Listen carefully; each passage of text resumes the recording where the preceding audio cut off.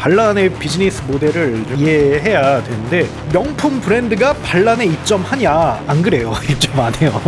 보통은 병행 수입 업자라고 하는 분들이 그걸 떼다가 반란에 올리고 공급을 하는 거예요. 가격을 컨트롤한다든지 제품의 퀄리티를 컨트롤한다든지 아니면 라인업을 좀 다양하게 한다든지 컨트롤 1도 할 수가 없는 거예요. 의미 없는 플레이어들이 빨리빨리 퇴출이 되는 게 정상이에요. 이커머스 시장은 남의 돈으로 계속 레버러지를 해가면서 지금 버틸 수 있잖아요. 많은 기업들이. 그게 한계에 도달한 시점인 것 같아요. 옛날에 생각해보면 우리 검색 엔진 플랫폼이잖아요. 엄청 많았어요, 검색 엔진도. 근데 한 번에 싹 없어졌거든요. 플랫폼 회사들 무너지는 거는 저 더 이어질 거라고 봅니다. 안녕하세요. 티타임 종재 기자입니다. 네, 안녕하세요. 바이라인 네트워크 심재석입니다. 예, 안녕하세요. 월 13,900원 아웃스탠딩 최용식입니다. 예, 오늘은 이 팀F 홈플러스 이어서 반란까지 이게 끝일까 이렇게 잡아봤는데, 그래서 뭐 지금 들어와 보신 분들이 반란이 기업 회생을 신청했다 뭐 이런 것까지는 기사를 대충 보셨겠지만, 또 요새는 기사 하도 많이 나오기 때문에 처음 기사부터 찾아보기가 되게 힘들거든요. 그래서 아마 조목조목 좀 따져보면 좋을 것 같은데, 현재 지금 반란이 어떤 상황인지부터 좀 한번 짚고 넘어가겠습니다. 뭐 간단히 얘기하자면 제2의 팀F 사태라고 이해하면 됩니다. 그 팀F 사태가 그 미정상금을 제대로 지불하지 못해서 그 벌어진 일이었잖아요. 반란도 마찬가지로 이제 판매자들에게 이제 정산금을 제때 지급하지 못해서 문제가 생겼고, 그걸로 이제 그러면서 이제 불만이 많아지고 이제 시끌시끌 하다가 결국은 기업 회생 신청을 하게 된 거죠. 기업 회생 신청이라는 거는 이제 나 당장 못 줘. 일단 우리 회사 좀 살리고 그때 줄게 하고 채권단들이 이렇게 합의해서 진행하는 거죠. 그런 이제 절차로 들어가자고 이제 신청을 한 거고, 아직 결론이 나온 상태는 아닙니다. 신청이 받아들여지면 이제 그렇게 진행이 되겠죠. 처음에 돈을 이제 지급을 못 해줬을 때까지만 해도 원래 우리 돈을 못 주는 게 아니라 좀 사정이 있어서 못 나간 거야. 이제 이런 식으로. 뭐 이게 정산 시스템의 문제다. 뭐 중복 정산이 되었는데 이게 지금 이런 문제들이 이제 해결한 다음에 지금 돈은 있는데 그거 해결하고 줄게라고 했었는데, 네, 팀F도 똑같이 그런 식으로 얘기를 했었거든요. 결국은 이제 정산해줄 돈이 부족한 게 문제고 뭐 그런 상황이죠. 지금 보니까 반란이 당시 이제 문제가 됐을 때 한 130억 원 정도의 미정산금이 있다고 하는데요. 근데 그 전에까지 이제 점점 미정산금은 계속 늘어날 거 아니에요? 그러면 이제 한 수백억까지 올라갈 수 있다고 사람들이 이제 예상을 하고 있습니다. 지금 기업 회생 신청을 했다고 해주셨는데, 이게 홈플러스도 최근에 기업 회생 신청을 했잖아요. 네네. 이 유통업체들 같은 경우에는 이 기업 회생 신청을 하고 나면 그 다음 스텝들이 좀 어떻게 가게 되는 거예요? 이게 뭐 기업 회생 신청이라는 건 유통업체만 따로 있는 건 아니고요. 일단 그 신청을 하면 법원에서 승인이 나면 채권단들이 이제 이 관리를 하게 되죠. 그래서 빚을 당장 옛날 같으면 이제 그 기업 회생 신청하기 전에는 무조건 이제 돈 내라 할 텐데, 당분간 이제 그런 그 계획을 하는 거죠. 언제까지 이거 미룬다. 이렇게 당장 이렇게 돈 내라 안 한다. 이러는 거고요. 근데 이 홈플러스 사태와 이 반란 사태는 본질적으로 좀 다릅니다. 반란하고 팀F는 이 판매자들에게 미정산금을 이제 줘야 돼. 정산금을 제때 주지 못해서 벌어지는 일이고요.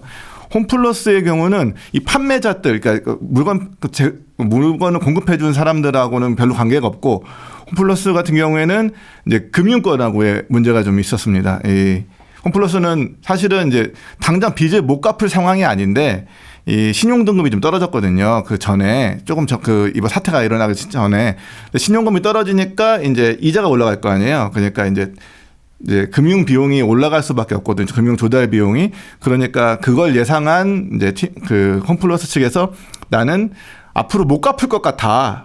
지금 못 갚아가 아니고 앞으로 못 갚을 것 같으니까 미리 사전적으로 회생 신청하는 거야라고 이제 신청을 한 거고, 뭐 하루도 안 돼서 열몇 시간 만에 그게 받아들여져 가지고 약간 뭐 이례적인 일이 벌어진 거죠. 그래서 그때 이제 홈플러스가 주장했던 건 이런 판매자들에게 지급될 돈, 이것들은 문제없이 지급할 돈이 있다. 이거는 문제가 없다. 단지 금융 채권자들에게 좀 이 제한을 한 거죠. 그래서 반란하고 완전히 다릅니다, 상황은. 그리고 이제 이런 그 질문 자체가 이제 어떤 특징이 있느냐라고 했는데, 가장 큰 문제는 이렇게 되면 이런 TMF도 그랬죠. TMF도 미정산이 나왔다라고 시작하는 순간 이제 판매자들이 물건 공급을 중단하고 또 이제 피지사들이 결제를 막고 또 이제 소비자들이 안 가고 그러면서 서비스가 완전히 중단돼 버리는 이제 약간 뱅크런 사태처럼 일어나는 거거든요. 이렇게 되면 이게 이제 이 기업 회생이라는 거는 기본적으로 서비스를 그대로 존속시키고 빚 갚는 것만 좀 밀어주면서 이 회사를 살리자라는 게 이제 목표인데 이제 이렇게 되면 서비스가 완전히 중단돼 버렸고 지금 반란도 중단돼 버렸고 TMF도 중단돼 버렸죠. 그러면은 돈을 하나도 못 버니까 갚을 수가 없어요. 그러니까 회생 자체가 불가능해지는 이런 문제가 생기죠. 그니까요. 그게 유통회사는 어떻게 되냐고 제가 또 여쭤봤던 게 그런 느낌이었어요. 그러니까 B2B라던가 아니면은 크게 하는 기업들은 이런 문제가 생긴다고 하더라도 이해관계자들이랑 풀면 되는데 이런 진짜 플랫폼 같은 경우는 신뢰도가 확 떨어져 버리잖아요. 그래서 그런 것 때문에 기업 회생을 신청했을 때 굉장히 되게 빠르게 악화되는 것 같고요. 홈플러스가 이제 판매자들에게는 우리는 제대로 정산합니다. 근데 금융권만 좀 문제 있어요라고 했던 이유가 비즈니스 어떻게든 유지해야 되기 때문이죠. 근데 이제 반란이나 TMF는 그러지 못한 거죠. 좀 끝까지 미루다가 결국은 비즈니스를 중단돼 버리는. 일단 당장 이제 결제 시스템이 작동을 안 하기 때문에 피지사와 카드사가 막아버렸기 때문에. 그래서 이게 제 개인적인 경험으로 그 피지사 한 곳이 그냥 그 오해로 그걸 닫아버린 적이 있었어요. 저희 하우스테인 서비스에. 진짜 매출이 훅 급감을 해요. 그래서 나중에 그걸 소명해서 다 결제를 전개시켜서 있게 했는데, 그래서 이게 좀 피지가 관리라는 게 굉장히 중요하고 이게 되게 좀 어려운 문제인 것 같아요. 왜냐면 카드사나 아니면 피지사들은 사실 카드사에겐 의리거든요. 근데 보통 이제 고객들이 카드사를 통해서 피지사를 속된 말로 쪼온단 말이에요. 그래 그 문제 제기를 하고, 그럼 피지사로 그 카드사로서는 이제 뭐 중단을 할 수밖에 없고 피지사들도 거기에 또 맞춰줄 수밖에 없거든요. 근데 그러면 이제 뭐 완전히 그 서비스가 딱 그 드랍이 돼버리는 거죠.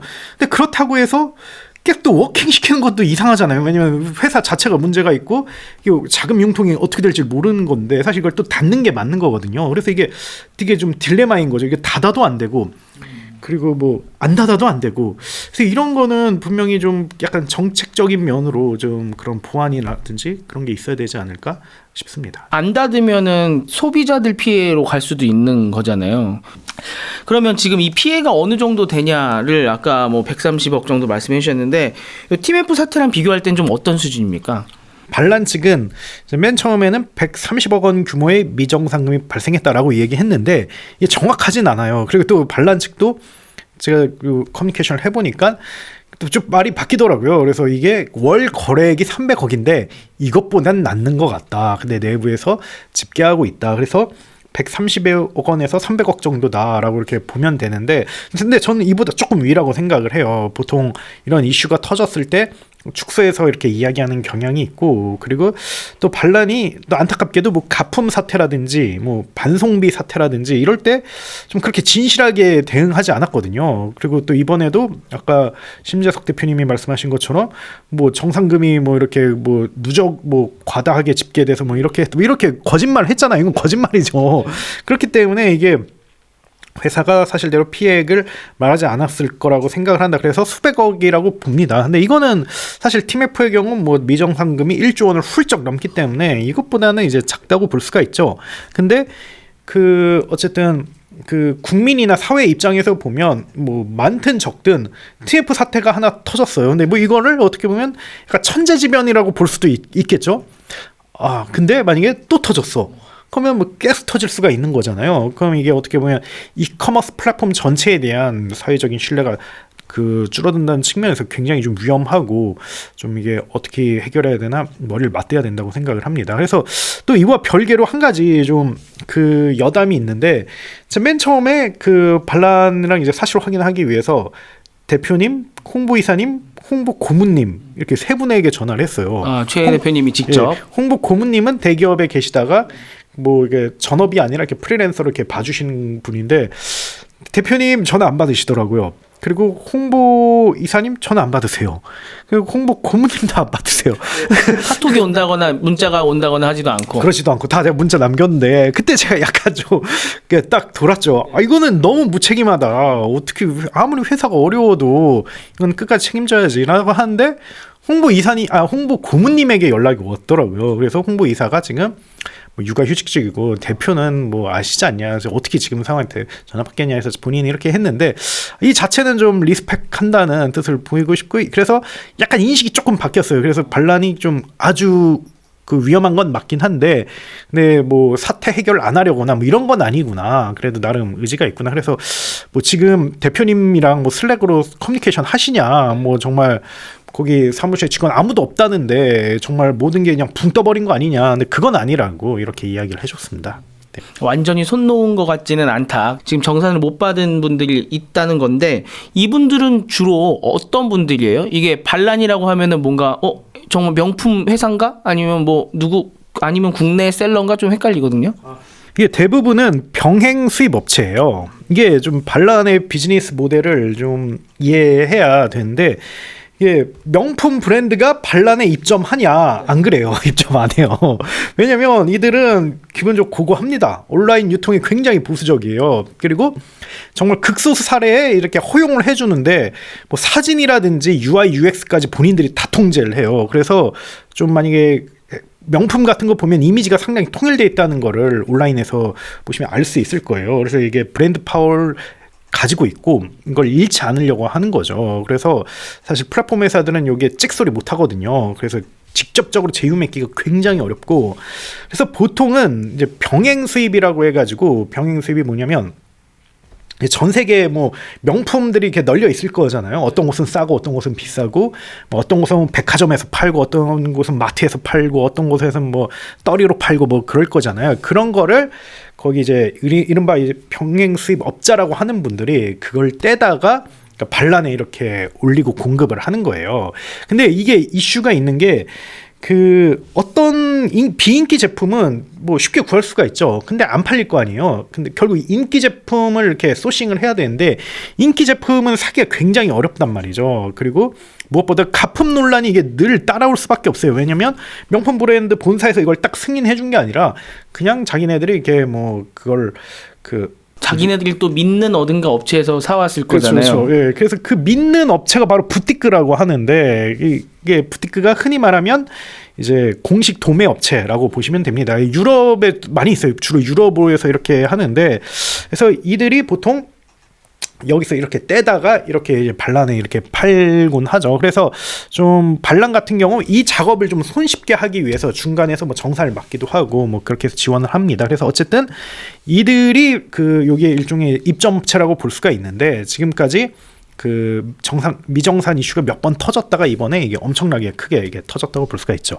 근데 팀F하고 홈플러스의 경우는 굉장히 다양해요. 그 입점 업체들이 정말 뭐 대형 식가공 업체들도 있고, 그리고 뭐 공식 전자제품 판매사도 있고, 아니면 정말 아주 영세한 소형 뭐 소매업자도 있고, 굉장히 뭐 다양하게 있는데, 근데 반란의 경우 그 버티컬 플랫폼인 경우 이게 딱 거의 대부분 그 병행 수입업자다라고 이렇게 보시면 될 것 같습니다.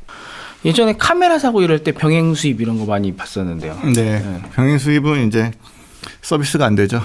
그러니까 해외에서 직접 그분들이 떼와서 파시는 거잖아요. 네. 국내에 정식으로 들어오는 게 아니고. 그렇죠. AS가 안 되고요. 대신 싸고. 짝퉁이 많습니다. 맞아요.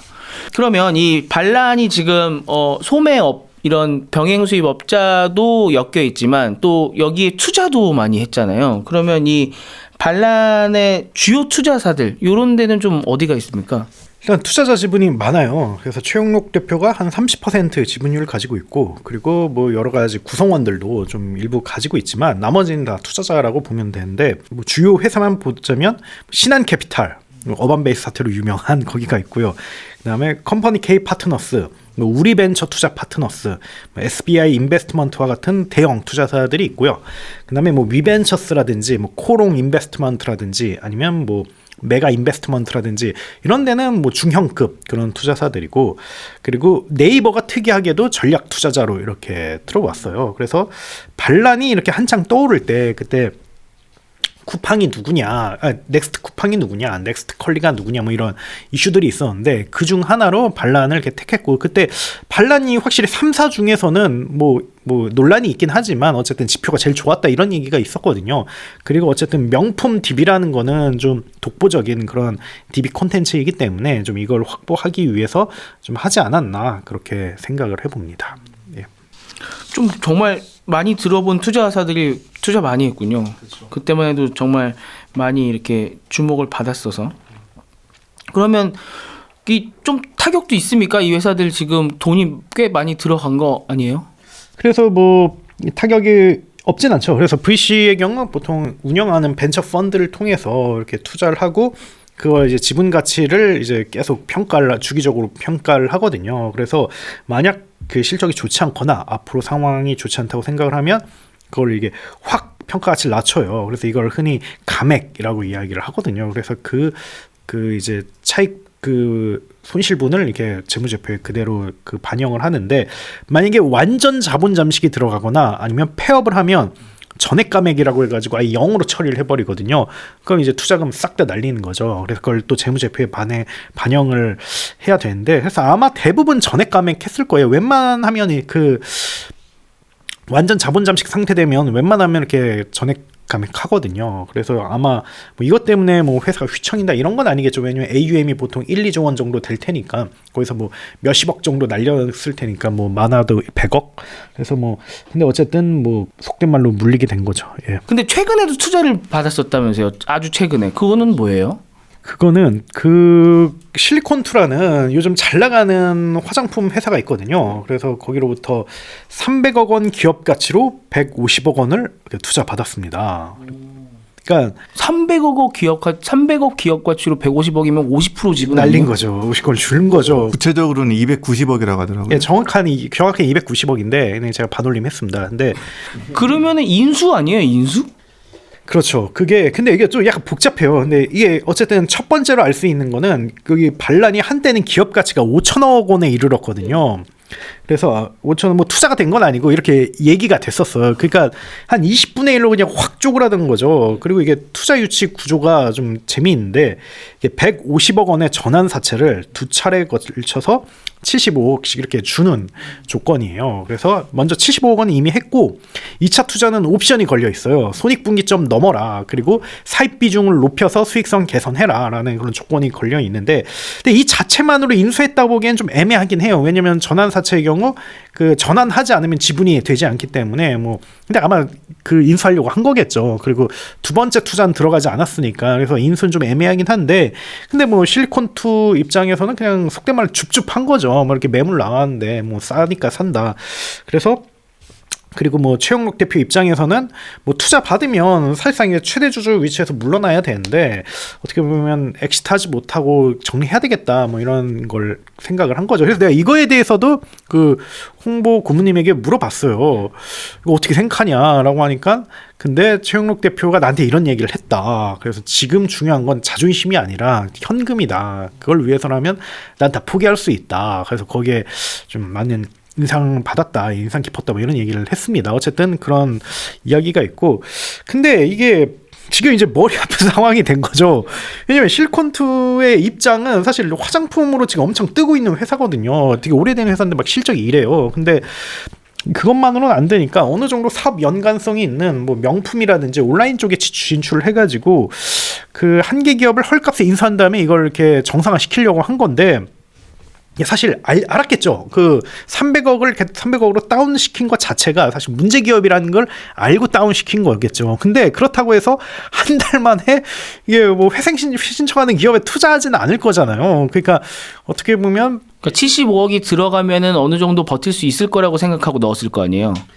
그렇거나 아니면 그래도 당장 망하진 않겠지. 75 버티든 안 버티든 그렇게 내일 당장 망할 수 있는데 그 기업에 누가 아무리 100원이라도 투자를 안 하겠죠. 근데 그래서 이건 이제 둘 중 하나죠. 사실은 그 반란이 거짓말했거나 아니면 실리콘2가 회계 실사를 제대로 하지 않았거나 M&A 하면 회계 실사를 하거든요. 그래서 다 털어봐요. 그래서 이걸 제대로 하지 않았거나 그래서 이 둘 중 하나인데 그래서 뭐 결국은 이게 뭐 만약에 반란이 거짓말했으면 줄소송 당하는 거고 그 다음에 뭐 실리콘2 실무자가 만약 제대로 하지 않았으면 엄중한 책임을 져야겠죠. 그래서 굉장히 뭐 그 애매한 상황이고 실리콘2는 이에 관련해서 이제 그 직접 연락하지 않고 언론 보도를 보니까 우리 몰랐다 이건 우리가 이제부터 해결할 거다라는 이게 입장을 보였고 좀 반란 측에 물어보니까 알고 투자한 거라고 생각을 한다. 그러니까 우리가 한계 기업에 이렇게 노출됐다는 거를 그래서 우리는 그 문제가 없다고 생각한다 이렇게 답을 했습니다. 그러니까 이것도 굉장히 좀 골 때리는 그런 상황인 거죠. 예. 보통 전환사채는 우선권이 누구한테 있습니까? 이 빚을 부채를 이 주식으로 바꾸는 권리를 그 행사하는 게 돈을 빌려준 쪽입니까? 빌린 쪽입니까? 그거는 이제 그 빌려준 쪽이 기본적으로 갖고 있는 거죠. 그래서 갖고 있어서 만약에 딱 투자한 다음에 상황을 보는 거죠. 오 얘들 매출 오르네? 그럼 전환을 해버리는 거죠. 그리고 이제 주식 상장하면 이제 거기서 이제 그 회수를 하고 근데 떨어지네?라고 하면 야 7, 8% 이자로 내놔. 이렇게 돼서 이게 시비가 뭐 아주 나쁜 것만은 아닌데 어쨌든 창업자들은 그렇게 뭐 달가워하지 않는 그런 방식이죠. 예. 그러니까 미래에 이득을 볼 확률이 좀 낮은 자금 조달 방식이네요. 그것보다는 리스크 없는 투자라고 보면 될 것 같습니다. 주식 투자는 무조건 리스크를 안아야 되잖아요. 근데 그 대출 그 사채는 그 회사채는 리스크가 없는데 수익률이 낮잖아요. 그러니까 둘 다 해줄 수 있는 거라서 그러니까 투자자에게 좋은 거죠. 그 창업자에게는 안 좋은 거고. 자금을 조달하는 입장에서는 예. 그닥 좋을 게 없는. 그렇죠. 예. 예. 그러니까 협상력이 안 된다는 뜻이죠. 이 말은. 예. 이게 회계적으로 봐도 이게 뭐 국제 회계 기준으로 보면 이게 부채예요. 투자가 아니고. 네. 그렇기 때문에 이제 뭐 잘 보면 너무 적자가 그러니까 부채가 너무 큰 회사들이 스타트업이 많이 있거든요. 자세히 보면 이제 전환사채나 뭐 이런 그런 걸 발행해서 사실은 투자를 받은 거라고도 이해할 수 있는 그런 경우가 많죠. 근데 그것도 이제 물리는 경우가 있죠. 만약에 내가 돈 갚으라 그러면 이 회사가 망할 것 같으면은 그 전환을 돈 갚으라고 못 하고 그냥 주식으로 받는 경우도 있잖아요. 아니요, 그러지 않고 소송 걸어요. 예, 보통 이제 내용 증명 보내고 그리고 뭐 옵션을 걸어둬요. 뭐 만약에 뭐 담보를 걸어놔요. 뭐 부동산 청 안 되면 창업자로도 연대 보증을 세우게끔 만듭니다. 그래서 그 12 정도 발행했으면 거의 뭐 끝까지 어떻게든 받아낸다. 뭐 이 정도로 해서 정말 창업자가 완전히 이제 포기하지 않는 이상 그렇게 보시면 됩니다. 예. TMF 때는 정산 주기가 너무 길었다라는 이야기들이 많이 있었잖아요. 그래서 매입 채무 문제가 컸다. 그랬었는데 지금 이번 반란은 뭐 그런 문제가 혹시 있습니까 여기도? 그러니까 똑같은 문제죠. 내가 이제 상품을 사다 팔든 아니면 그쪽에서 직접 하든 판매한 것보다 비용을 너무 많이 쓴 거죠. 마케팅 비용도 있고 직원 임금도 있고 여러 가지 비용을 너무 많이 쓰니 이 팔아서 남는 게 없는 거죠. 오히려 계속 팔수록 적자인 상태. TMF도 그 상태로 10년 넘게 끌어오면서 지금 결국은 더 이상 왜냐하면 다음 달 줄 돈을 그러니까 이번 달 줄 돈을 다음 달로 미루고 지금 번 돈으로 당장 쓰고 이렇게 계속 사는 그 유통업체들 그런 데 많거든요. 그런 식으로 쭉 사다가 계속 하다 결국은 이제 더 이상은 미뤄지지 않는 그 시점이 오는 거죠. 그러니까 이 시장은 계속 적자로 비즈니스를 해왔던 시장이에요. TMF도 그렇고 흑자 없이 진행하는 계속 그 상황이 왔는데 이게 유지되려면 매출이 계속 많이 늘어나면 돼요. 근데 매출이 계속 늘어나지 않고 오히려 줄거나 뭐 정체되거나 이러면 결국은 이제 최종 종말은 이렇게 되는 거죠.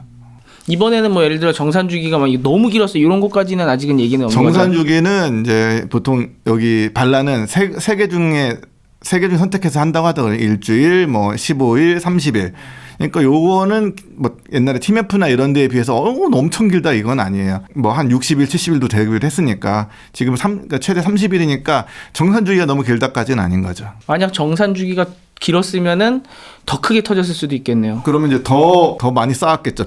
이 줄 돈을 더 오래 내가 간직하면서 줘야 될 돈을 내가 더 쓸 수 있는 거잖아요. 그럼 마케팅을 더 세게 하거나 뭐 그럴 수도 있겠죠. 그러니까 정산주의가 최대 지금 30일이다 보니 이제 반란 측에서 밝히는 것도 우리가 월 거래액이 300억 정도니까 이걸 넘지는 않는다라고 그렇게 얘기를 하는 거군요. 그렇게 하면 정상적으로 돌아가야 되거든요. 이게 그러니까 임금 주고 마케팅비 쓰고 지금 이번 달에 벌은 돈으로 또 지급하고 이렇게 돼야 되는 거거든. 계속 300억이 매일 들어오고 그거보다 훨씬 적은 돈이 매달 나가면 괜찮죠. 그러면. 근데 그 상태가 아니었던 거죠. 그러면 이게 아까 이제 돈을 왜 그렇게 적자가 많이 났냐.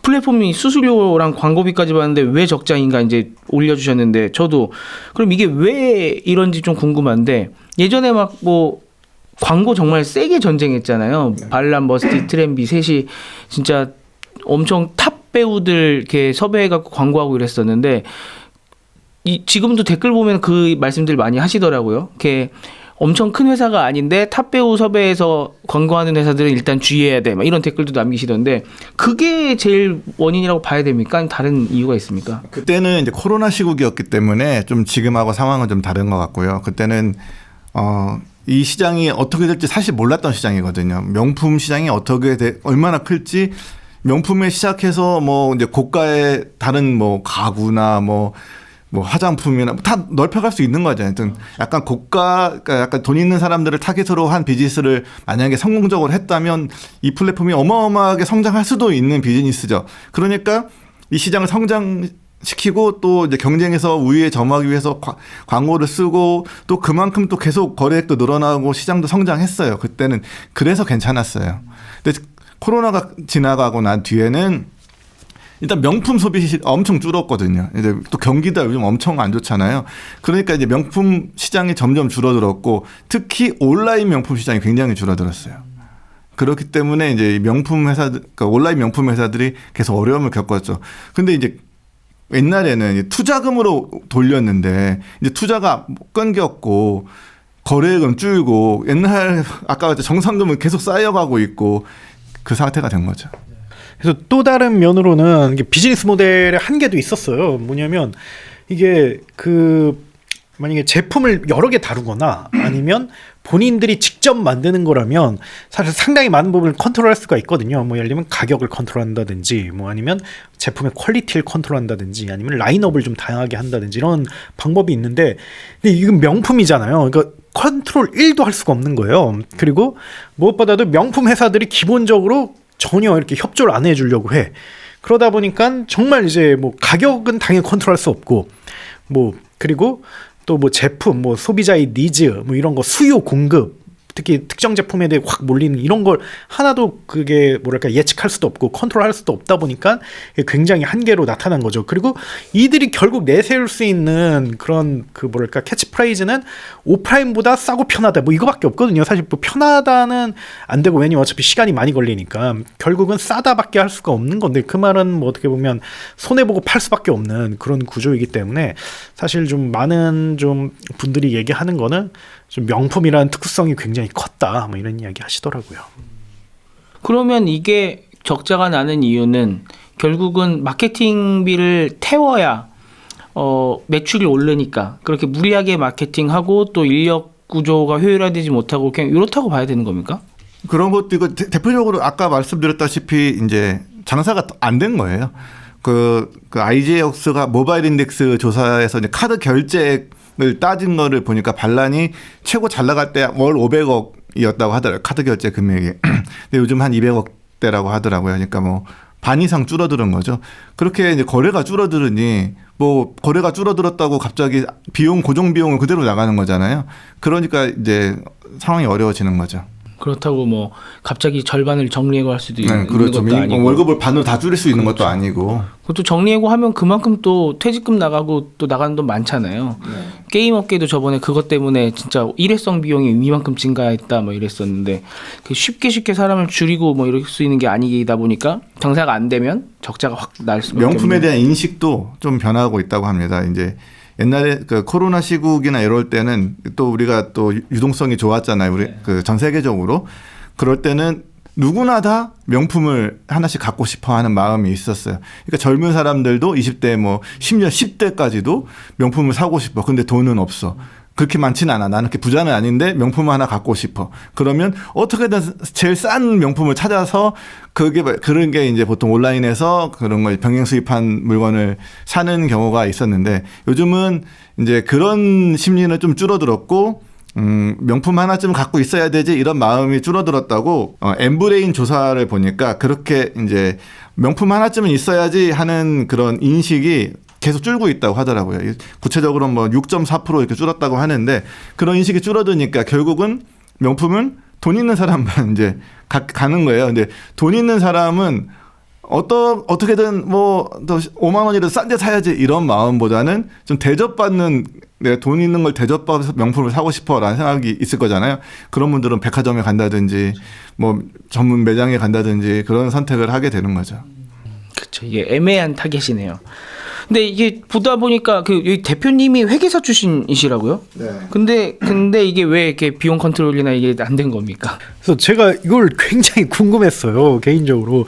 아니 이게 사실 회사가 망하는 거야 저는 뭐 어쩔 수 없다고 생각을 해요. 근데 회계사 출신이라면 적어도 이게 청산 과정 다 밟고 이렇게 망하지, 이렇게 말도 안 되게 미정상금 사태가 터지고 기업회생 절차를 밟을 수가 있나 이렇게 생각을 했거든요. 그래서 이걸 제가 좀 유명 회계사인 이재용 회계사님에게 물어봤어요. 제가 이게 가능한가요? 라고 물어보니까 그분이 그런 얘기 하시더라고요. 아 근데 이게 두 가지 이슈가 있다. 첫 번째는 좀 회계사들의 경험이라든지 경력이 어느 정도 수준까지는 올라와야 된다. 근데 그 대표님이 사실 뭐 정식 회계법인에서 일한 건 아닌 걸로 알고 있거든요. 이랬다 하더라도 되게 짧았던 걸로 알고 있고, 그래서 아마 그런 그 프로페셔널한 그런 걸 배우지 못했을 거다. 자격증만으로는 부족하다. 뭐 이런 얘기 했었고, 두 번째는 그 다음에 또 사람의 성향에 따라 뭐 다를 수 있다. 뭐 이런 이야기를 했는데, 그래서 좀 안타까운 거는 좀 직방도 약간 재무적인 그런 위기를 겪고 있거든요. 그래서 이게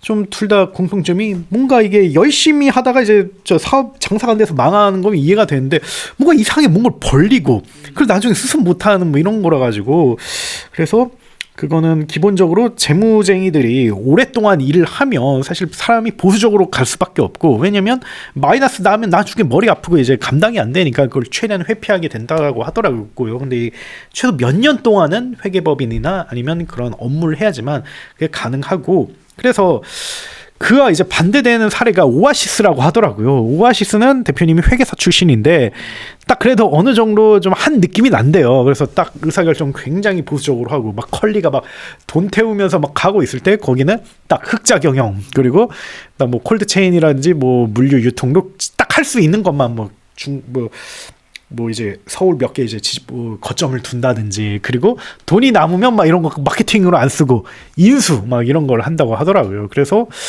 이게 뭐 좀 어느 정도 그 경험 부족이 컸다고 뭐 그런 이야기를 했습니다. 와, 근데 그런 분이 지금 팀원을 인수하겠다고 하는 거면은 계산이 다 끝난 건가요?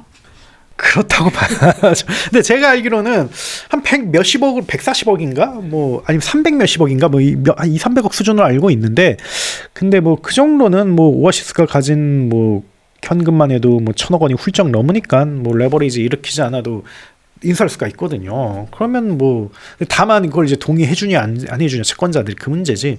그래서 그런 걸 봤을 때, 그러니까 이분도 물론 이제 폭탄 맞을 수도 있죠. 근데 어쨌든 접근 방식이라든지 이런 건 확실히 리스크 매니지먼트를 하고 들어가는 것 같다, 이런 생각을 받았습니다. 성향이 완전히 다른 것 같아요. 그러니까 회계사라는 우리 느낌은 돈 관리하는 사람들은 이 사업은 돈 관리하는 게 아니거든요. 돈 관리만 잘하면 사업이 안 돼요. 그러니까 우리 특히 스타트업은 지를 때 지르고 성장할 때 로켓을 타야 되는데, 회계사적 관점으로 이거 하면 다음 달에 적자고 그 다음 달에 적자 더 쌓이고 이런 거 계산하다가는 이제 그 로켓을 못 타는 거죠. 그러니까 이게 올와 나싱이 될 수밖에 없는 게 그동안의 스타트업의 모습이었잖아요. 근데 이 반란이라는 회사는 로켓을 향해 가려고 했던 회사인 거고, 이 대표님이 회계사 출신인데 왜 그 성격과 다르게 로켓을 타려고 했을까라는 거는 이재용 회계사님이 말한 대로 그분은 회계사적으로 경력이 많지 않아서 그럴 수도 있고, 뭐 그냥 태어날 때부터 그런 성격일 수도 있고, 아니면 사업가적 기질이 아주 다분한 분일 수도 있죠. 그 이유는 분명하진 않지만 그 길은 분명히 다른 길이다. 회계사적으로 재무를 하나하나 관리해 나가는 거는 우리 전통적으로 우리가 옛날에 그 코로나 이전에 했던 그런 스타트업의 길은 좀 어렵죠. 네. 요즘 지난번에 우리 했던 그런 그런 쪽의 스타트업은 가능하겠지만 이게 보면 회사에서도 CFO는 엄마고 CEO는 아빠잖아요. 아빠가 사고 치고 오면 이제 CFO가 옆에서 이거 어떻게 할 거냐, 이거 어떻게 비용 컨트롤 할 거냐, 이제 계속 보수적으로 바라보고. 근데 회계사는 그 CFO 쪽에 원래는 좀 더 가까우신 분인 것 같고요. 제 경험상은 CFO나 이런 회계사나 뭐 이런 재무 관리를 중심으로 하는 분들은 급성장하는 회사에는 안 맞아요. 그렇죠, 그렇죠. 위기 관리를 좀 네. 잘 하고 뭔가 이렇게 탄탄하게 조금씩 올라가는 그런 회사에 좀 맞고. 그렇죠. 그럼 반란이 지금 기업 회생 신청까지 했다고 하면 다른 경쟁사는 어떤지 궁금하거든요. 지금 다른 데는 어떻습니까? 지금 이 시장 자체가 초토화되고 있는 상태예요. 그러니까 뭐 반란만 그런 게 아니고 이제 뭐 다른 회사도 이렇게 막 반란처럼 위기냐라고 물은다면은 그 뒤로 우리 머스티 같은 데서 우리는 위기 아니에요. 우리는 이 정도 괜찮아요. 막 이제 발표를 하는데 사실 그거는 이제 당장 망하지 않는다라고 하는 거지. 지금 막 돈을 잘 벌거나 성장을 많이 하거나 이런 상황은 아니고 이 명품 시장 자체가 굉장히 좀 위축되어 있는 상태고요. 거래액은 줄고 있고 그다음에 아까 말했듯이 특히 환율 이런 문제 때문에 굉장히 어려움을 겪고 있는데 많은 그 제가 명품 하는 분들하고 좀 얘기를 해보니까 반란 사태가 굉장히 걱정하더라고요. 이게 지금 반란 사태 이후로 소비자도 안 오고 판매자도 안 오면 이제 이 시장 끝장난다 이렇게 보고 있는 경우가 많아요. 사실 그냥 단순하게 생각하면 그 경쟁자가 없어지면은 살아남은 자들은 더 좋을 것 같은데 네. 그게 아니라 아예 이 시장 자체에 대한 그 신뢰도가 떨어질 수 있다는 명품은 거죠. 온라인에서 사면은 큰일 날 수도 있겠다라고 이제 하면 그럴 수 있죠. 근데 이제 병행 수입업자는 어떻게든 팔아야 되잖아요. 그러니까 당장 뭐 그 어느 곳에도 팔지 않겠다 이렇게 할 수는 없겠지만 이제 소비자들은 안 되겠네 이렇게 생각할 수 있죠. 불안한데 이거 한두 푼도 아니고. 실제로 병행 수입 업체들이 그걸 이제 플랫폼이 사라지면 어떻게 해야 되나. 그래서 뭐 반란도 어떻게 보면 반란이 무너지면 다른 것도 비슷한 시스템인데 같이 무너질 텐데 그래서 뭐 카페를 해야 되나 뭐 블로그를 해야 되나 이런 이야기를 한대요. 그리고 그래서 반란 측에서도 최대한 그거를 좀 어필을 해서 뭐 이게 진짜 다 죽을 수는 없는 거 아니냐 좀 같이 살아보자라고 해서 최영록 대표가 그거 설득하는데 굉장히 많은 시간을 쓰고 있다고 합니다. 젠테라고 있어요. 명품 머트발 뭐 이렇게 얘기하잖아요. 뭐 그렇게 언급 안 되는데 그래도 그 시장에서 좀 하고 있는 젠테라는 회사가 있는데 뭐 자기들 말로는 이제 시장의 2위래요. 본인들이 그 거래액으로는. 그런데 이 회사한테 계속 연락이 온대요. 병행 수입 업체들이 우리 거 좀 넣게 해줘. 이렇게. 왜냐하면 반란이나 이런 데가 이제 판매처가 없어지는 거잖아요. 지금 완전 문 닫았으니까. 그리고 다른 데도 좀 약간 불안불안하다고 느낀다면. 근데 이제 젠테는 그렇게 이제 병행 수입 업체들 물건을 지금 별로 받지 않는 회사라서 그래서 이제 젠테는 우리는 안 받아요라고 하는데 그렇게 계속 문의가 온다고 그러더라고요. 이럴 때 사실 이런 문제를 확 이렇게 해결할 수 있는 건 정말 돈 많은 어떤 업체나 이런 데가 신뢰도를 갖고 있는 곳에서 이렇게 뭐 한 군데를 인수한다거나 해갖고 딱 시장 자체에 신뢰감을 실어주는 그런 게 있으면은 시장이 좀 역전이 되잖아요. 근데 그런 드라마틱한 일이 벌어지지 않는 한은 신뢰도 지금 하락을 당장은 좀 막기가 쉽지가 않겠네요. 우리나라가 명품 이 카테고리의 경우에 온라인 침투율이 한 10% 정도 된대요. 우리나라 일반적으로 명품을 말고 모든 상품에 이제 온라인 침투율이 50% 넘거든요. 세계 최고 수준이에요. 근데 명품만 유독 10% 수준이라는 거예요. 그러니까 굉장히 이제 온라인 침투율이 낮아요. 근데 이제 다른 글로벌 선진국 같은 경우에는 온라인 침투율이 우리보다 훨씬 낮지만 명품에 관련해서 침투율이 더 높다고 하더라고요. 그러니까 플랫폼이 우리나라는 굉장히 신뢰가 없고 그 해외에는 신뢰가 있다고 볼 수 있는 거죠. 그게 좀 신기하네요. 그러니까 어떻게 보면은 여기가 침투율이 낮았기 때문에 더 시장성이 있어라고들 그렇죠. 했었을 텐데 낮은 침투율이니까 우리가 여기서 성공하면 다 먹을 수 있어가 되는데 이제 소비자들이나 이 고객의 심리는 그 침투율을 유지하는 이유는 그 신뢰가 별로 없기 때문이 그런 거일 수 있죠. 근데 그 와중에 또 이런 일이 벌어졌으니 신뢰도는 더 깎일 수밖에 없는 상태인 거고요. 그렇지 않을까 싶습니다. 그런데 이게 뭐 원조 명품 플랫폼 OK몰 여기는 또 괜찮다면서요? 예, 오케이몰이라고 숨겨진 강자예요. 그래서 사실 업계 조금 아는 사람들은 반란이라든지 뭐 트램비라든지 이런 데서 막 떠들 할 때, 야, 얘네들은 조용히 돈 벌고 있어 하면서 약간 조소하고 좀 그런 게 있었거든요. 그래서 매출을 보면 2020년부터 2024년까지 한 2천억 원에서 3천억 원을 늘 오갔어요. 규모 굉장히 크죠. 그리고 200억 원씩 꾸준하게 이익을 냈어요. 다만 2023년에는 한 번 적자를 냈는데 24년 발표됐거든요. 어젠가 그제 발표했는데 이게 바로 리바운드 하더라고요. 그래서 이익 100억 내더라고요. 그래서 좀 여기가 강한 데인데 이게 어떤 특징이 있냐면 일단은 돈을 안 써요. 그 광고 선전비 2억, 막 3억 막 이렇게 쓰거든요. 매년.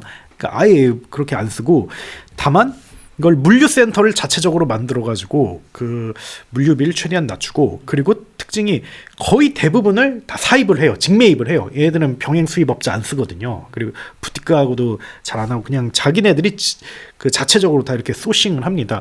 이러면 장점이 제가 앞서 말씀드렸던 것처럼 그러니까 명품 브랜드랑 같이 일하기 굉장히 어렵고 통제하기도 어렵다, 끌려갈 수밖에 없다라고 하는데, 근데 이러면 어느 정도는 좀 할 수 있는 게 있죠. 예를 들면 뭐 배송 주기라든지 뭐 재고라든지 아니면 상품 구성이라든지 이런 것 측면에서 좀 이렇게 만족스럽게 셀렉션을 할 수가 있고, 그리고 가격도 어쨌든 대량 구매를 할 테니까 어느 정도 협상력 있게 가져올 수가 있잖아요. 그리고 또 무엇보다도 이제 이상한데 돈을 안 쓰, 뭐 이상하다기보다는 어쨌든 광고 선전비 돈을 안 쓰니까 그런 걸 좀 더 다른 곳에 고객에 만족을 해줄 수가 있거든요. 그래서 2-3천억 원씩 매년 이렇게 팔렸다는 거는 분명히 고객들로부터 신뢰를 받고 있고 되게 비즈니스 모델이 단단하다. 그리고 참고로 여기는 부트스트래핑으로 큰 회사입니다. 그래서 그 돈 무서운 줄 알고 있기 때문에 이게 굉장히 조심스럽게 이렇게 경영하고 있고 다만 재무적인 기초 체력이 굉장히 좋다라고 볼 수가 있습니다. 제가 조금 더 여기서 또 확장해서 여쭤보고 싶은 거는 뭐 이거 뭐 깊게는 못 여쭤보겠지만 이 지금 뭐 명품 비즈니스이긴 한데 어떻게 보면 그 넓게 보면 패션 쪽인 거잖아요. 이런 패션이라던가 이런 관련 이커머스 상황은 좀 어떤지 지금 전체적으로 어렵다고 하니까 그런 데는 지금 괜찮습니까? 지금 양분화가 되어가고 있어요. 그래서 양극화까지는 아니고 그 좀 이렇게 두 개로 쪼개지고 있는데 크게 4개 대형 업체를 꼽거든요. 무신사, 에이블리, 카카오스타일, 브랜디 이렇게 4개 업체를 꼽습니다. 브랜디는 이름을 좀 바꾸긴 했는데 어쨌든 뭐 많이 널리 알려졌으니까 브랜드라고 할게요.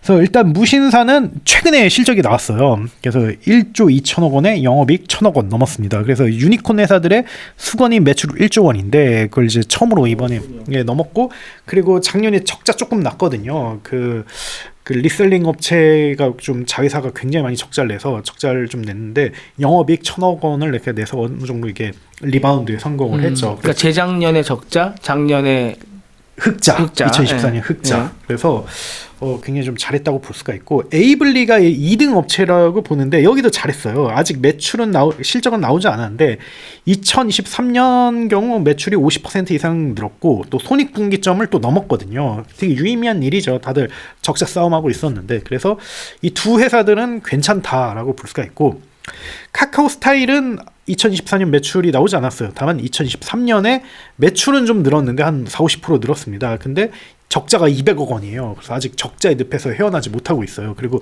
모회사 이슈라든지 이런 게 있기 때문에 좀 불투명하다라고 볼 수가 있고 그리고 사실 브랜디의 상황이 제일 안 좋아요. 2024년 이게 실적이 나왔는데 여기가 한때는 차세대 무신사로 불리면서 뭐 매출 1,000억 원 넘고 되게 잘 나갔거든요. 근데 그게 지금 거의 1-200억 수준으로 확 이렇게 떨어졌어요. 거의 뭐 5분의 1 뭐 이렇게 좀 떨어졌죠. 그리고 여전히 적자 상태를 벗어나지 못하고 있어요. 그래서 지금 요약을 하자면 1, 2 업체들은 두각을 나타내고 있고 어쨌든 시장이 있다는 걸 계속 입증하면서 나아가고 있다라고 볼 수가 있고 다만 나머지는 굉장히 좀 어렵다라고 볼 수가 있고 시장 전체적으로 봤을 땐 유망하다는 의견이 굉장히 많아요. 그래서 뭐 오프라인 유통업체나 패션 브랜드 다니는 분들 얘기 들어보면 사실은 이제는 무신사나 뭐 29센트 이런 데 신경을 안 쓸 수 없는 상황이라고 하더라고요. 옛날에는 약간 좀 뭐 아까 명품 업체들이 그랬던 것처럼 뭐 갑의 위치라고 생각을 해서 얘기를 했는데 이제는 좀 속속 들어가고 있고 그리고 또 패션 브랜드 중에 뭐 그 삼성물산 같은 대기업들도 패스트 패션을 이제 따로 브랜드로 만들기 시작을 하거든요. 고가 말고도. 근데 그런 데는 이제 무조건 들어가야 된대요. 29센트 들어가야 되는데 거기서 오히려 갑질 당한다고 하더라고요. 29센트나 무신사로부터 뭐 노출이라든지 이런 거 옛날에는 안 그랬는데 그래서 이게 트렌드가 전반적으로 바뀌는 건 좀 어쩔 수 없다라고 생각을 합니다. 근데 그렇게 플랫폼으로서의 지위가 생기기 시작하면 여기 아까 댓글에도 남겨주셨는데 무슨 뭐 이 상위 노출이나 이런 거에 있어서도 파워가 생기는 거잖아요. 또 그 검색이라던가 아니면 상위 노출 그 비딩 그 경매에서 이제 더 유리해지는 거고 그게 더 비싸지는 거고 눈덩이처럼 불어날 수 있는 거잖아요. 거기까지 올라가는 게 사실 힘든 거죠. 그렇죠. 뭐 예전에 뭐 심정석 대표님이 한 명언이 있잖아요. 플랫폼은 약할 땐 착하고 그리고 강할 땐 나쁘다고 다들 악마가 된다고. 그러니까 작을 때는 작거나 이럴 때는 뭐 착하고. 상생 뭐 이런 걸 얘기하지만 이제 강해지면 수수료율이 계속 늘어나고 뭐 이렇게 그렇게 되는 건 뭐 어쩔 수 없는 것 같은데 근데 그런 지위를 누린 업체들이 많지 않은 거죠. 그렇죠. 근데 그런 지위를 누려서 이제 매출이 확 성장하고 영업이익이 남고 하다 보면 또 더 많이 마케팅비도 태울 수 있고 더 유명해지고 그렇게 좀 이렇게 순위가 갈렸던 게 점점 이제 격차가 벌어지게 되는 거잖아요. 그런 게 좀 시작됐다라고 말씀을 해주시는 것 같고 그러면 이렇게 당장 되게 어려워 보이거나 뭐 이런 반란 같은 느낌을 받은 뭐 그런 회사까지는 아직은 없다고 봐도 되나요? 예, 패션 쪽은 뭐 전반적인 분위기가 양분화라고 볼 수가 있고 근데 지금 밀키트 쪽에서 지금 아마 또 사건 사고가 나올 것 같아. 예, 밀키트 이제 우리가 뭐 팩으로 먹는 거 있잖아요. 지금 프레시즈라는 회사가 홍콩계 사모펀드인 앵커피라는 곳에 인수가 됐어요. 여기는 컬리의 투자자이기도 한데 여기가 볼턴 전략을 한다면서 볼턴 전략이 이렇게 그 메인 비즈니스를 가진 사업체를 인수하고 그 비슷한 사업 모델을 가지고 있는 사업체를 다 인수해서 하나의 기업 가치 그 상승을 노리는 뭐 이런 전략을 의미해요. 그래서 앵커피가 프레시즈를 사고 뭐 개그맨 허경환이 운영하는 뭐 허닥을 비롯해 다양한 밀트키 회사를 운영했어요. 그리고 거의 원가율이 한 90%에 이를 정도로 엄청나게 파격적인 그런 그 가격을 내놓았거든요. 그러니까 사실상 뭐 믿지고 보는 거죠. 왜냐면 뭐 판관비가 10% 이하일 수가 없잖아요. 사실 뭐 직원들 월급 주고 뭐 이런 거 해야 되는 마케팅도 해야 되는데 그래서 엄청나게 적자를 냈는데 근데 이게 어느 순간 이게 매출 성장이 두드러지고 재무 관리에 실패하면서 이게 적자랑 부채가 너무 많이 쌓인 거예요. 그래서 이걸 한번 해소하기 위해 좀 비용 통제라든지 이런 걸 하니까 매출이 확 고꾸라진 거죠. 그래서 여기가 좀 굉장히 좀 위험 상황이고 여기 2023년 기준으로는 완전 자본 잠식의 직전 상태예요. 24년에는 아마 완전 자본 잠식일 가능성이 있죠. 그래서 좀 밀키트 쪽이 좀 어렵다는 걸로 좀 그게 나오겠네요. 기업 보고서 같은 게. 그러면 그때 한번 볼 수 있겠군요. 좀 위험한 부분이 있다고 말씀해 주셨고 그러면 그 지금 어렵다고는 우리가 지금 쭉 얘기를 했는데 과연 반란이 어떻게 될지 그러면 회생이 가능할지 그게 이제는 관건이잖아요. 그 반란 같은 경우는 회생 가능성이 있는 상태로 좀 이렇게 업계에서 보시나요? 어떻게들 지금 보고 계십니까? 일단 비즈니스가 중단됐기 때문에 정상적으로 회생이 되기는 어렵죠. 아까 처음에 말씀드렸다시피 이 기업 회생 절차라는 게 이 사업을 재건하는 게 목적이거든요. 근데 지금 회생 절차에 들어가자마자 사업이 중단돼 버렸어요. 그러니까 정상적인 기업 회생 절차에 밟아질 수가 없는 거죠. 지금 뭐 어떻게든 다시 사업을 이제 판매자와 소비자를 불러들여야 되는데 현재로서는 좀 쉽지 않아 보입니다. 근데 팀F 같은 경우도 아무도 인수 안 할 줄 알았는데 이제 팀원 같은 경우는 또 오아시스에서 인수한다고 나온 거 아닙니까? 네, 근데 그렇죠. 지금 반란도 뭔가 어디서 인수해달라 이런 이야기를 하는 것 같던데 반란은 회생 신청하면서 우리 매입 채무 같은 거는 나 이제 매각해서 거기서 갚을 거야. 우리 이걸 다 해결해 주는 회사에 매각할 거야라는 입장인데요. 매각한다고 해도 살 회사가 있을지가 일단 첫 번째 의문이고요. 왜냐하면 명품 시장은 쪼그라들고 있고, 그다음에 반란이 가진 경쟁력이 옛날보다 줄어들었고, 쉽지 않은 상황이죠. 이 시장에 내가 들어가서 내가 다 잘해볼 수 있어라고 하는 회사가 있을 수도 있겠지만 별로 그런 데서 나타날지는 의문이고요. 현재 많은 이들이 가장 많이 점치는 거는 아까 말했던 실리콘2가 지금 150억 투자를 하기로 했고 75억은 넣고 75억은 내년 5월에 어떤 조건부로 넣기로 되어 있거든요. 근데 아까 말했듯이 290억이에요. 기업 가치가. 근데 이거 사실 나머지 75억을 넣으면 회사를 인수하는 거나 마찬가지가 되는 거예요. 그러면 실리콘2가 뭐 5월까지 안 기다리고 내가 반란 인수해서 내가 운영해볼게 이런 얘기를 해볼 수는 있겠죠. 근데 지금 그런 얘기들은 다 추정의 영역이고 실제로 누가 이렇게 내가 반란 인수하겠어요 라고 나선 회사는 당장은 없습니다. 그러면 한때 5천억 밸류라고 얘기가 나왔었다고 했잖아요. 5천억 가치 회사를 290억 원 가치로 투자를 했다는 거잖아요. 실리콘2가. 그래서 반란이 그거를 받았다는 거는 기존의 투자자들이 이거를 허락을 했다는 얘기인 거죠. 150억 원 투자. 290억 원의 가치로 받는다는 거를 기존 투자자들이 허락하지 않으면 이게 이루어질 수가 없죠. 허락한 거죠. 그러면은 290억 밸류로 우리가 75억을 더 넣어서 인수? 이 75억으로 될지 모르겠지만 아무튼 요 밸류로 우리가 인수하겠다라고 한다고 하더라도 기존 투자자들은 오케이 하겠네요. 할 수밖에 없죠. 왜냐하면 뭐 빵원보다는 1원이 나으니까 할 수밖에 없죠. 성장하는 회사고 가능성이 높았다면 기존 투자자들이 내가 늦게라고 했을 텐데 그럴 가능성을 못 봤기 때문에 그런 뭐 영원히 되는 것보단 낫겠지라고 하는 거죠. 그러니까 이게 너무 위험하지 않았다고 하면은 기존 투자자들도 일단 버텨라고 했을 거 아니에요. 이거를 내가 지금 투자한 금액이 얼마인데 이렇게 밸류를 낮추면 나는 뭐 얼마나 손해보는 얘기야 이 얘기인데 290억 원이라도 해서 받으라고 한 거는 내가 돈 넣기는 아깝고 근데 이제 돈 투자한 데가 하는 데가 있다고 하니까 이게 내 밸류가 아무리 깎이더라도 일단 죽는 것보단 낫다라고들 판단을 진작에 했다는 거잖아요. 이게 되게 좀 역설적인 것 같아요. 우리나라는 좀 미국과 다르게 뭐 구조조정하기도 굉장히 어렵고 비용 통제하기도 어렵고 그리고 뭐 미수금 같은 거 나오면 그걸 다 대손 처리하기도 어렵고 그러니까 이제 손에 돈 못 돌려받지 못한다 이렇게 선언하기도 어렵고 굉장히 여러 가지 사회적인 분위기라든지 이런 게 있거든요.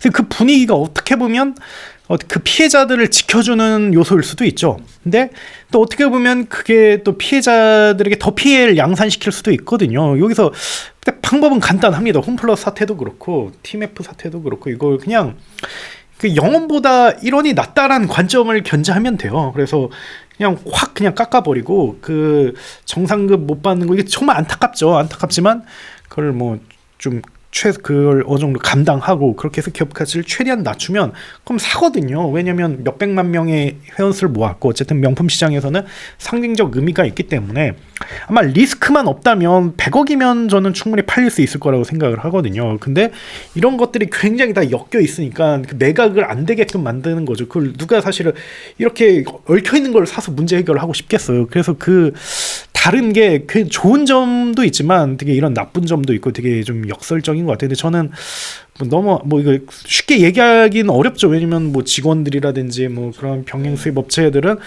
굉장히 되게 정서적인 문제도 있고 뭐 생업이 달린 거니까 그게 저는 좀 그때 이제 팀F 사태 때 말씀드렸던 것처럼 어느 정도는 국가가 나서서 뭐 보상을 해주더라도 근데 좀 다 손해는 어느 정도 좀 보는 게 빨리 일을 해결할 수 있다. 이게 만약 해결 안 되면 뭐 그냥 계속 눈덩이처럼 불어나는 거죠. 예.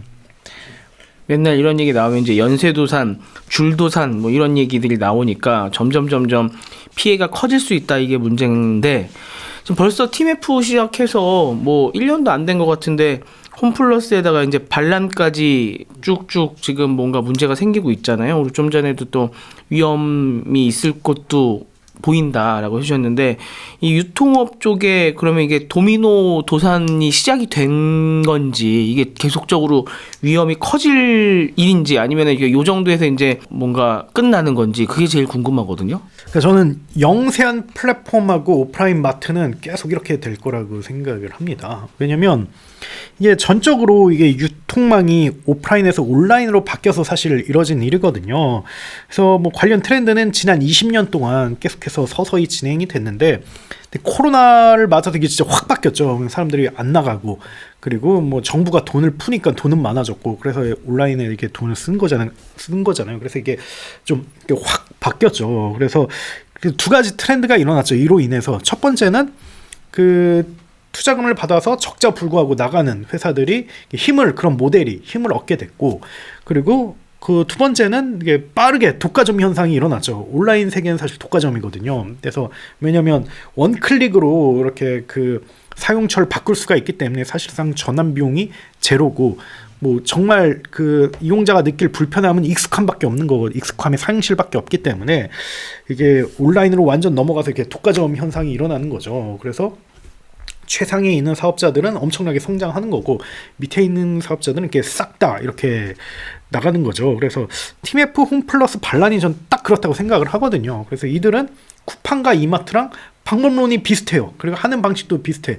근데 규모가 턱없이 작아요. 그러다 보니까 그 소비자에게 줄 수 있는 가치가 없고 그냥 바로 시장에서 이렇게 퇴출되는 그런 현상인 거죠. 그래서 저는 앞으로 애매한 위치에 있는 그런 사업자들은 좀 그럴 그 위기 맞을 가능성이 굉장히 크고, 근데 저는 또 이걸 뭐 또 그 나쁘게만 볼 필요가 없는 게, 사실은 그 흔히 이렇게 커머스 시장을 업계 전문가들이 얘기하는 데 있어서 엄청 크다라고 얘기하거든요. 그래서 B2C만 몇백조다 뭐 이렇게 이야기를 하거든요. 그래서 저는 핵심은 뭐 차별화라고 생각을 해요. 그 팀F가 망하고 그리고 뭐 반란이 망하고 이런 거는 어떻게 보면 크게 차별화하지 못했기 때문에 사실 망한 거고 어쩔 수 없는 거고, 근데 차별화만 하면 기회는 여전히 늘 있다고 생각을 하거든요. 그래서 우리가 좀 뭐 그때 말씀드렸던 것처럼 뭐 코스알엑스처럼 뭐 화장품을 해외에 잘 팔아가지고 굉장히 엄청나게 크게 성장한 회사도 있고, 또 미용기기라는 새로운 그런 영역을 만들어가지고 굉장히 잘된 회사도 있어가지고, 저는 그 어느 정도 이제 그 전략이나 포지션이 바뀌어야 되지, 뭐 이게 그 자체가 뭐 위기지만 또 위기가 아니다, 그렇게 생각을 합니다. 전략이랑 포지션을 바꾼다는 얘기는 결국은 아무튼 강한 이커머스에 똑같이 가면 안 되고, 우리가 뭐 어떤 니치한 마켓, 좀 뾰족한 뭔가 다른 면을 보여줘서 그냥 일반적인 이커머스가 돼서는 안 된다는 거잖아요. 근데 여태까지 일반적인 이커머스가 우리나라에는 굉장히 뭐 한 10개 정도가 예전에는 난립했었고, 미국 같은 경우는 항상 아마존 뭐 이렇게 몇 군데가 없는 상태에서 한국은 10% 넘는 데가 잘 없다, 이렇게 몇 년이 갔었잖아요. 근데 그게 이제는 완전히 정리가 되는 상황인 거고, 그게 뭐 쿠팡이라든가 몇 군데 회사로 이제 지금 몰리는 상황인 거고, 그래서 그게 몰리는 상황에서 비슷한 컨셉을 갖고 있었던 회사는 지금 하나하나 좀 정리가 되는 상황, 지금 좀 그렇게 보면 될 것 같은데, 그렇죠? 제 생각에는 너무 오래 버텼다. 나머지 플랫폼들이, 원래 이제 이 플랫폼은 보통 1등이 50%에서 60% 정도 먹고 2등이 20%에서 30% 정도 먹고 나머지들은 거의 의미 없는 플레이어들이 되는 게 정상은 아니지만 대체로 그렇게 되거든요. 그래서 이제 의미 없는 플레이어들이 빨리빨리 퇴출이 되는 게 정상이에요. 근데 이 이커머스 시장은 이 남의 돈으로 계속 레버러지를 해가면서 지금 버틸 수 있잖아요. 다음 달에 줄 돈, 그러니까 이번 달에 줄 돈 다음 달에 줄게, 그 다음 달에 줄게, 이렇게 하면서 이제 버틴 게 10년 넘게 버틴 거거든요. 많은 기업들이.